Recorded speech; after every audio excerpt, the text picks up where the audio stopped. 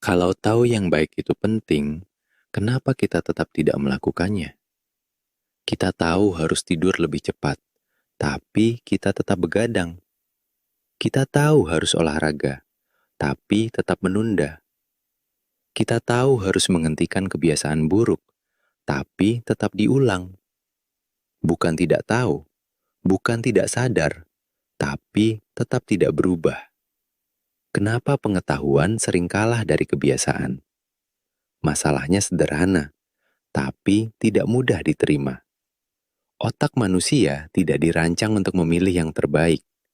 Otak dirancang untuk memilih yang paling nyaman dan paling aman. Perubahan, meskipun baik, tetap terasa seperti ancaman bagi otak, karena perubahan sama dengan tidak familiar. Tidak familiar sama dengan berisiko. Berisiko sama dengan hindari. Jadi, saat kamu mau berubah, yang kamu lawan bukan kemalasan, tapi sistem pertahanan otakmu sendiri. Ada juga hal penting lainnya seperti, kita sering berpikir perubahan itu soal niat, padahal perubahan itu soal sistem. Contoh nyata adalah, bukan kamu kurang niat olahraga, tapi jadwalmu yang tidak mendukung. Bukan kamu kurang disiplin, tapi lingkunganmu penuh distraksi. Bukan kamu tidak serius, tapi kebiasaan lamamu terlalu mudah diakses. Otak selalu memilih jalur dengan hambatan paling kecil. Kalau kebiasaan buruk lebih mudah dilakukan daripada kebiasaan baik, tebak mana yang dipilih otak setiap hari? Ada juga jebakan identitas. Kalimat kecil yang diam-diam mengunci setiap orang. Seperti, aku memang orangnya begini. Aku nggak konsisten orangnya. Aku nggak bisa disiplin. Aku dari dulu susah berubah. Saat identitas lama dipertahankan, perubahan terasa seperti pengkhianatan diri. Padahal identitas itu bukan fakta. Itu cerita yang kita ulang. Contoh yang sangat dekat adalah orang bertahan di hubungan yang tidak sehat karena sudah terbiasa. Orang bertahan di pekerjaan yang membuat stres karena sudah familiar. Orang bertahan di pola hidup buruk karena sudah dikenal. Aneh tapi nyata, yang menyakitkan tapi dikenal sering terasa lebih aman daripada yang lebih baik tapi belum dikenal. Ada juga faktor kimia otak. Kebiasaan lama memberi hadiah cepat. Scroll, dopamin cepat.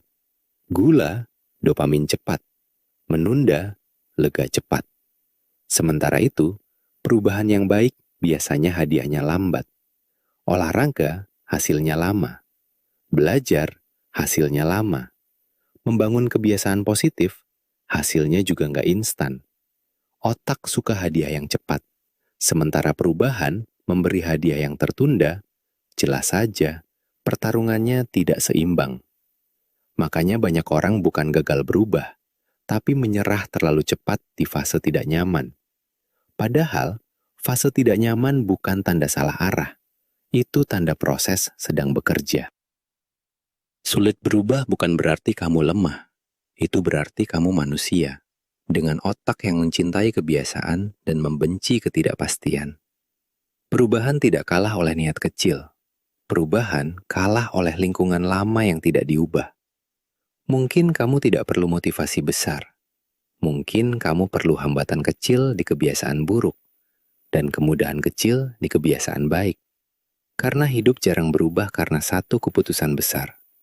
Hidup berubah karena keputusan kecil yang diulang meski tidak terasa heroik. Dan kalau hari ini kamu mencoba lagi, walau kecil, itu bukan kegagalan yang berulang. Itu perubahan yang sedang dibangun.